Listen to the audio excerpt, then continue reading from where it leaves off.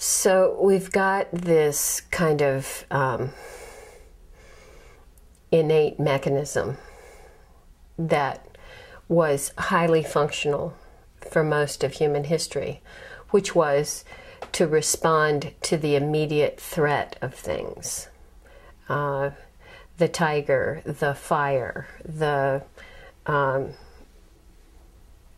neighboring tribe that was on the border.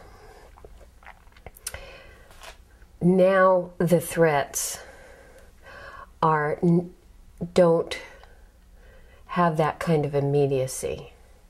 They require an ability that we actually have, which is to think abstractly and to think long term and to use our huge brains to imagine long-term consequences and scenarios.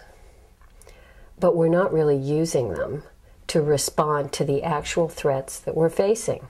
Resource depletion, climate change, extinction of species, overpopulation.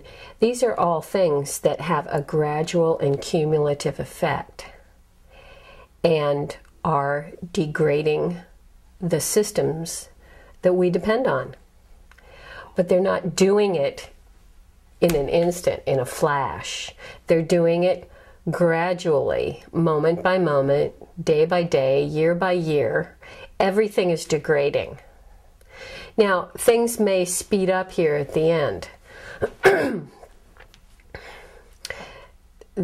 The hurricanes are one example of where things have sped up, and we're starting to see huge impacts as a result of these long-term, slow processes that we've set into motion by degrading the environment and polluting the air and depleting our resources. So there may be some things that actually hit us fairly rapidly as things get worse and worse.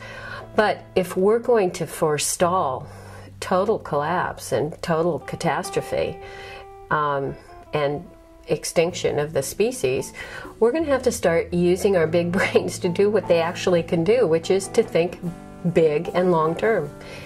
And so far, especially in the capitalist system, and the capitalist system as it's evolved in the last probably 10 or 20 years, all people are worried about is the next quarter profits.